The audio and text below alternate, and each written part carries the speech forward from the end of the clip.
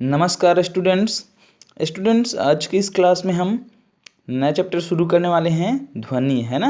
हमारा अध्याय 10 है ध्वनि। ठीक है, आज हम ध्वनि के बारे में जानेंगे, किस प्रकार से ध्वनि उत्पन्न होती है और कैसे हम ध्वनि को सुन पाते हैं, है ना। और ध्वनि क्या चीज़ है। तो चलिए हम पढ़ना शुरू करते हैं। बहुत ध्यान से समझिएगा। ध्वनि, है ना। तो जो कुछ भी चीज़ें हमको जो है सुनाई देती है, वो सभी चीज़ें क्या है, ध्वनि है। क्या है, ध्वनि, है ना। जैसे कि हम देखते हैं ध्वनि के बारे में, है ना। जैसे कि जब स्कूल की घंटी बजती है तो वो हमको सुनाई देती है ना। ये सब क्या है, ध्वनियाँ हैं। पक्षियों का जो है चहचहाना, बादलों का गरजना, है ना। मोटर गाड़ियों की ध्वनि, मोटर गाड़ियों से जो हॉर्न जो निकलती है ना, हॉर्न जो बजती है, वो सभी क्या है, ध्वनि के उदाहरण हैं। ठीक है ना। लेकिन इसमें भी ये होता है, कुछ ध्वनि जो है हमको क्या लगती है, अच्छी लगती है, और कुछ ध्वनि जो है हमको जो है बहुत ज़्यादा जो है क्या लगती है, मधुर नहीं लगती है ना। मतलब अच्छा जो है नहीं लगता है। ठीक है। तो देखिए, जैसे कि कुछ ध्वनि जो है, जैसे कि जो है चिड़िया का चहचहाना है ना। इसके अलावा जो है बांसुरी की ध्वनि है, हारमोनियम का ध्वनि है। तो ये कुछ ध्वनियाँ जो है हमको क्या लगती है, अच्छी लगती है। ठीक है ना। जो मतलब कर्णप्रिय लगती है। और कुछ जो ध्वनियाँ होती है जो हमको जो है बहुत ज़्यादा क्या लगती है, अच्छी नहीं लगती है। ठीक है। ये हो गया ध्वनियों के बारे में। लेकिन यहाँ पर जो है यहाँ पर हम जानने का प्रयास करते हैं कि आखिर ये ध्वनियाँ जो है उत्पन्न कैसे होती है और कैसे हम इनको जो है सुन पाते हैं, है ना। तो यदि हम सुनने की बात करते हैं, कैसे ध्वनि उत्पन्न होती है, तो इसके लिए हम कुछ क्रियाकलाप देखते हैं। देखिए, यहाँ पर आपको जो है एक घंटी दिखाई दे रही होगी, है ना। और ये जो है एक हथौड़ी है। तो स्कूल में आप देखेंगे एक घंटी, और जो है इस प्रकार से जो है घंटी आप देखेंगे, और हथौड़ी, है ना, जिससे जो है घंटी को बजाया जाता है। तो जैसे ही अब क्या करते हैं, घंटी को जैसे ही हथौड़ी से क्या करते हैं, इसको जो है जैसे ही पीटते हैं, तो क्या होने लगता है, ये जो घंटी जो होती है, इसमें जो है कंपन होने लगती है। क्या होने लगती है, कंपन। अब इस कंपन को हम कैसे जो है ना, जैसे ही जो है हम इसको पीटते हैं तो क्या होने लगता है, इसमें जो है ध्वनि उत्पन्न होने लगती है। तो जैसे ही अगर आप क्या करते हैं, पीटने के बाद जैसे ही आप इसको जो है इस घंटी को पीटते हैं, उसके बाद जैसे ही आप इसको छूते हैं, घंटी को छू करके देखते हैं, तो आप देखेंगे इसमें क्या होगा, इसमें कंपन होते रहता है। क्या होने लगता है, कंपन होने लगता है। और कंपन के कारण से ही क्या होती है, ध्वनि जो है उत्पन्न होती है। जैसे ही आप घंटी को क्या करोगे, जैसे ही छुओगे हाथ से ना, वो कंपन क्या हो जाएगा, बंद हो जाएगा, और आपको जो है ध्वनि सुनाई देना जो है बंद हो जाएगी। समझ में आया। तो कुल मिलाकर के देखा जाए तो कंपन जो ध्वनि जो है किस प्रकार से उत्पन्न होती है, तो कंपन के कारण से क्या होती है, ध्वनि जो है उत्पन्न होती है। ठीक है। इसके अलावा हम और कुछ उदाहरण देख लेते हैं। जैसे कि यहाँ पर जो है देखिए, यहाँ पर जो है द्विभुज स्वरित्र दिया है ना। ये जो है द्विभुज स्वरित्र है। तो इसको भी आप जैसे ही क्या करते हैं, ये जो द्विभुज स्वरित्र है ना, इनको आप जैसे ही हम क्या करते हैं, किसी चीज़ से जो है इसको क्या करते हैं, जैसे कि रबड़ पैड है, रबड़ पैड से जिसको जैसे ही इसको मारते हैं, तो इसमें भी क्या होने लगता है, ध्वनि उत्पन्न होने लगती है। क्या उत्पन्न होने लगती है, ध्वनि। क्योंकि इसमें क्या होने लगता है, कंपन होने लगता है। और इसके कंपन को जो है आप इस प्रकार देख सकते हैं। देखिए, ये जो है इसका ये मेन सिरा है ना। जैसे ही इसको हम जो है पीटते हैं, या फिर जो है इसको थोड़ा सा क्या कर देते हैं, इसको जो है इसको कठोर जो रबड़ पैड जो रहता है, उससे यदि हम इसको जो है मार देते हैं, तो क्या होने लगता है, इसमें जो है कंपन उत्पन्न होने लगती है। क्या होने लगती है, कंपन होने लगती है। और इस प्रकार से देखिए, कभी यहाँ फिर यहाँ, ऐसा आपको दिखाई दे रहा है ना, ये इसी कारण से। तो कंपन के कारण से क्या होने लगती है, ध्वनि जो है उत्पन्न है ना। मतलब जो है कंपन के कारण से ध्वनि जो है क्या होती है, उत्पन्न होती है। यदि जो है आप देखेंगे, हम भी जब क्या करते हैं, जब बोलते हैं तो यदि आप क्या करते हैं, अपने गला के पास जो हाथ को जो है क्या करते हैं, गला के पास ले जाते हैं, और गला को छू करके आप बात करते हैं, तो आप यहाँ पर महसूस करेंगे कि आपके गले में भी क्या हो रही है, कंपन जो है कंपन हो रही है। और कंपन उत्पन्न होने के कारण से ही क्या होता है, ध्वनि हमको सुनाई देती है। ठीक है। अब इसके बाद जो है प्रश्न उठता है, तो क्या हर चीज़ों में जो है कंपन जो है हर चीज़ों में जो है कंपन के कारण से ही ध्वनि उत्पन्न होती है, तो उसका जो है पता नहीं चलता कई चीज़ों में। तो इसके पीछे कारण ये है कि ये जो कंपन जो होता है, जिसमें ज़्यादा कंपन होता है, वो हमको जो है पता चलता है। लेकिन कुछ चीज़ें होती है जिनमें से जो ध्वनि उत्पन्न होती है, उनमें जो है कंपन जो होता है, वो क्या रहता है, बहुत ही धीमी गति से, मतलब जो है उनका कंपन जो है बहुत ही कम होता है ना। ठीक है। तो वो चीज़ें हमको जो है पता नहीं चल पाती है। ठीक है। लेकिन ये इतना तो निष्कर्ष निकलता है कि जो ध्वनि जो उत्पन्न होती है, किनके कारण से उत्पन्न होती है, कंपन के कारण से उत्पन्न होती है। ठीक है ना। और यदि आप देखे होंगे इसके अलावा और उदाहरण देखते हैं तो हमारे घर में जो बर्तन रहता है ना, जो खाली बर्तन है, उसको आप जो है किसी कारण से किसी चीज़ से जो है उसको जो है ठोकर मार दिया और कुछ भी हो गया, तो इसमें से बहुत जो है तेज़ी से क्या निकलती है, ध्वनि जो है उत्पन्न होती है।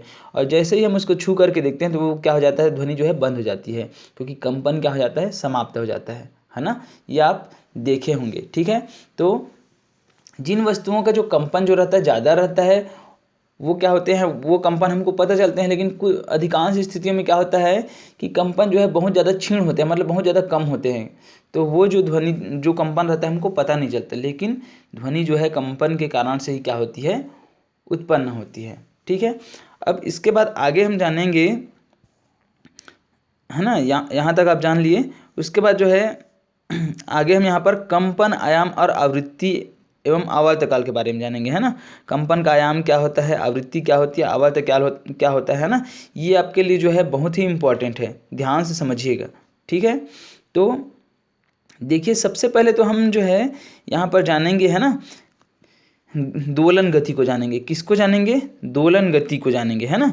दोलन गति क्या होता है, तो देखिए किसी वस्तु का उसकी माध्य स्थिति की दोनों ओर गति करना दोलन गति कहलाता है। जैसे कि मान के चलिए ये जो एक सरल लोलक की बात कर, जैसे कि ये मान के चलिए ये जो है कोई एक कहीं पर जो है कुछ दृढ़ आधार है, वहाँ से एक धागा को इस प्रकार से हम बांध दिए, ठीक है। उसके बाद यहाँ पर जो है एक पत्थर को बांध दिए। अब इसको एक बार यहाँ तक ला करके क्या कर देते हैं, इसको छोड़ दे, यहाँ तक ले आए इसको यहाँ से ऐसा, और इसको ला करके यहाँ छोड़ दिए, तो क्या होगा, ये फिर से यहाँ तक आएगा, है ना, और फिर से यहाँ तक आएगा, फिर आएगा ऐसा, और इस प्रकार से जो है ये क्या करने लगा, फिर यहाँ आएगा, फिर यहाँ आएगा, फिर यहाँ आएगा, ऐसा। तो इसी प्रकार की जो गति रहता है, मतलब कोई वस्तु जो है अपनी, ये है माध्य स्थिति, है ना। इस माध्य स्थिति से कोई वस्तु यदि क्या करता है, अपने बार बार जो है अपने माध्य स्थिति से दोनों ओर क्या करता है, गति करता है, तो इसी प्रकार की गति को हम क्या बोलते हैं, दोलन गति बोलते हैं। क्या बोलते हैं, दोलन गति, ठीक है, ओके।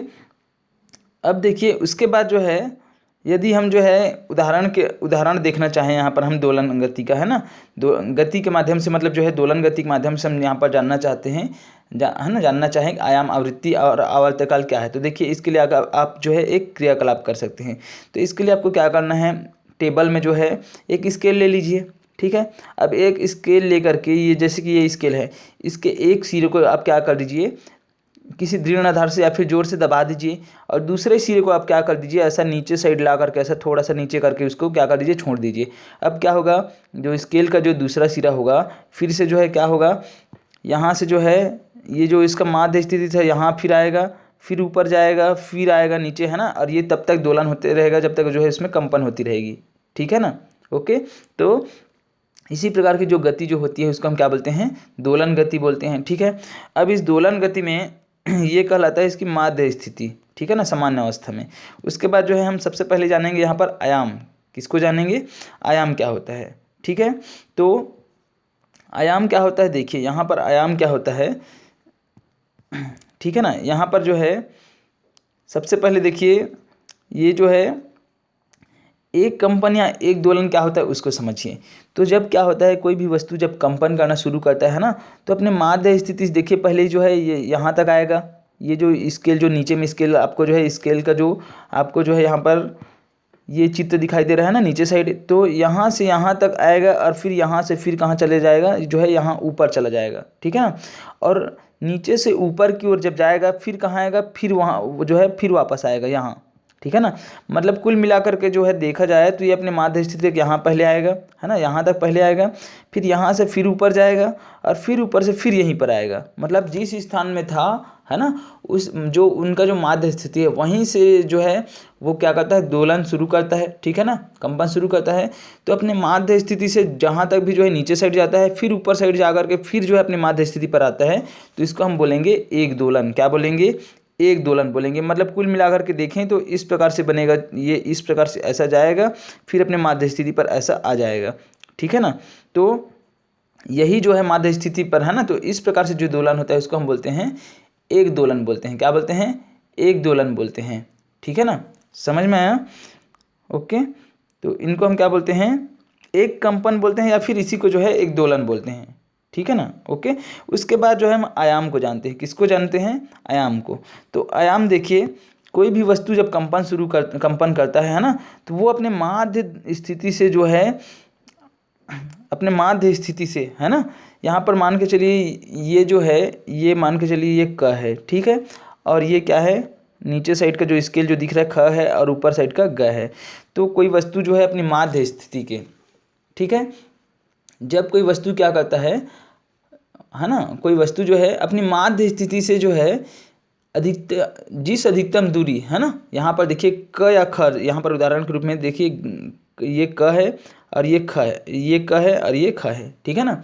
तो कोई भी वस्तु जब क्या करता है अपनी माध्य स्थिति से जो है जितनी अधिक दूरी तक क्या करता है जाता है, तो वही उसका क्या कहलाता है, आयाम कहलाता है। क्या कहलाता है, आयाम। जैसे कि ये मान के चलिए ये क्या है, क है, और ये नीचे क्या है, ख है। तो क से ख तक जितनी दूरी में ये क जो है दोलन कर रहा है, तो अपनी माध्य स्थिति जितनी दूरी जो है नीचे जाता है या फिर ऊपर जाता है, तो वही इसका क्या कहलाता है, आयाम कहलाता है। ओके, भूलना नहीं है, ठीक है। उसके बाद जो है आवृत्ति को जानते हैं। क्या जानेंगे यहाँ पर, आवृत्ति। तो कंपन करने वाली वस्तु 1 सेकंड में जितने बार कंपन करती है उसे कंपन की आवृत्ति कहते हैं, ठीक है ना। मतलब जो है कोई भी वस्तु अगर कंपन कर रही है ना, तो 1 सेकंड में जितने बार वो क्या करती है, कंपन करती है, तो उसे ही हम क्या बोलते हैं, उस वस्तु की आवृत्ति बोलते हैं। क्या बोलते हैं, आवृत्ति बोलते हैं, कंपन की आवृत्ति, ठीक है। ओके, और जो आवृत्ति जो होता है उसको जो है कंपन प्रति सेकंड या फिर हर्ट्ज में मापा जाता है। किस में मापा जाता है, हर्ट्ज में, ठीक है ना। ये इसका क्या है, मात्रक है, ठीक है। ओके, समझ गए। अब उसके बाद हम जानते हैं आवर्तकाल। क्या जानेंगे, आवर्तकाल। क्या होता है आवर्तकाल। तो देखिए कंपन करती हुई वस्तु को एक कंपन करने में जितना समय लगता है उसे आवर्तकाल कहते हैं, है ना। ऐसे जो आवर्तकाल जो रहता है उसको हम जो है सेकंड में मापते हैं, ठीक है। तो मतलब कंपन करती जो वस्तु जो होती है एक कंपन करने में, है ना, जितना समय लेता है, मतलब एक दोलन बोलिए या एक कंपन बोलिए, तो कोई भी वस्तु अगर जो है कंपन कर रही है या फिर दोलन कर रही है, तो एक दोलन करने में या फिर एक कंपन करने में जो है जितना समय लेता है ना, वही उसका क्या कहलाता है, आवर्तकाल कहलाता है। ओके, समझ में आया, क्या कहलाता है, आवर्तकाल। और आवृत्ति जो है आवर्तकाल का जो है ये जो है जस्ट अपोजिट होता है, ठीक है ना। अगर आवृत्ति अधिक होगी तो आवर्तकाल क्या कम होगा, और आवर्तकाल अधिक होगा तो आवृत्ति क्या होगी, कम होगी, ठीक है। ओके, ये इनमें संबंध है। उसके बाद ध्वनि और माध्यम के बारे में हम क्या करते हैं, बात करते हैं। तो ध्वनि और माध्यम मतलब ध्वनि जो है किस प्रकार से जो है हमारे कानों तक पहुंचती है। तो देखिए ध्वनि जो है ना, जो ध्वनि जो होती है वो कंपन के द्वारा क्या होती है, उत्पन्न होती है, ठीक है। और कंपन के द्वारा जब उत्पन्न होती है, मान के चलिए ये जो है यहाँ पर यहाँ से कोई ध्वनि जो है, यहाँ से कोई ध्वनि उत्पन्न हो रही है, ठीक है। अब मान के चलिए यहाँ से कोई जो ध्वनि जो है यहाँ से उत्पन्न हो रही है ध्वनि। अब कोई आदमी जो है क्या है, यहाँ पर है, मान के चलिए यहाँ पर कोई आदमी है, ठीक है ना। तो जैसे ही यहाँ से ध्वनि उत्पन्न होगी तो ये क्या करेगा, यहाँ से कंपन जो है क्या होगी, उत्पन्न होगी, और ये कंपन जो है जो हवा जो होगा ना उसको भी क्या कर देगा, यहाँ का इनका जो कंपन जो होगा हवा को क्या कर देता है, कंपित कर देता है। अब वही कंपन जो है हवा के माध्यम से क्या कहाँ पर पहुँचती है, हमारे कानों तक पहुँचती है। और हमारे कानों के जो पर्दे जो होते हैं ना, कान के जो पर्दे होते हैं उनको क्या कर देते हैं, ये कंपित कर देते हैं, और इस प्रकार से हमारे कानों में भी कंपन क्या होने लगती है, कंपन होने लगती है पर्दे में, और ध्वनि हमको क्या होती है, सुनाई देती है। ओके, समझ में आया।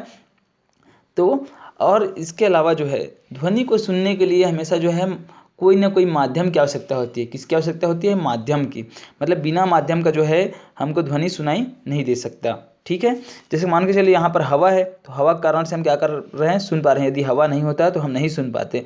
इसको हम किस प्रकार समझ सकते हैं, इसको जो है हम एक उदाहरण के द्वारा समझ सकते हैं। देखिए यहाँ पर जो है एक टेबल, ये टेबल है जैसे कि, अब यहाँ पर एक जो है ये जो लड़की जो है यहाँ पर चित्र में दिखाई दे रहा होगा, ये कान को जो है कहाँ पर लगाई है, टेबल में। अब धीरे से ये यदि बजाती है, यहाँ से जो है जो दूसरे नंबर की लड़की है, इस यहाँ पर धीरे से जो है क्या करती है, ध्वनि उत्पन्न करती है। तो ये कान को टेबल में लगा करके रखी है, तो क्या होगा, इनको जो है ध्वनि जो है सुनाई देगी। लेकिन जैसे ही ये जो है ये कान को हटा लेती है, यहाँ से टेबल से ऊपर उठ जाती है, फिर धीरे से ये बजाती है, तो ये इनको जो है ध्वनि जो है सुनाई नहीं देगा, ठीक है ना, सुनाई नहीं देगा। और सुनाई देगा भी तो कम सुनाई देगा। क्यों सुनाई देगा, कम क्यों सुनाई देगा, क्योंकि हवा के माध्यम से ध्वनि जो पहुँचेगी तो क्या होगा, इनको जो है ध्वनि जो है कम सुनाई देगा, क्योंकि वो धीरे से जो है बजा रही है। और उसके बाद यदि जो है ये कान को लगाए रहती है तो इनको जो है ज़्यादा सुनाई देता है, ठीक है ना। और यदि ये जो है दूर में चली जाती है तो इनको ध्वनि सुनाई नहीं देगा, ठीक है ना। मतलब जो है ये है कि इससे ये निष्कर्ष निकलता है कि ध्वनि के लिए जो है किसी न किसी माध्यम की जो है आवश्यकता पड़ती है ध्वनि के संचरण के लिए, ठीक है। और जहाँ पर जो है माध्यम नहीं होता वहाँ पर जो है ध्वनि जो है बिल्कुल भी सुनाई नहीं देती है। इसी कारण से जो चंद्रमा है ना, वहाँ पर जो है क्या होता है, जो चंद्रमा जैसे अंतरिक्ष में जाते हैं तो जैसे चंद्रमा में गए तो वहाँ पर जो है वायु नहीं है, हवा नहीं है, तो माध्यम नहीं है ना ध्वनि के संचरण के लिए, तो वहाँ पर जो है किसी भी प्रकार से जो है ध्वनि जो है सुनाई नहीं देती। समझ में आया? ओके, तो ये था ध्वनि, है ना, आप समझ गए होंगे। और जब नेक्स्ट क्लास होगी उसमें हम जानेंगे ध्वनि जो है हम कैसे सुनते हैं, ठीक है। तो आज के लिए बस इतना ही। जय हिंद, जय भारत, जय छत्तीसगढ़।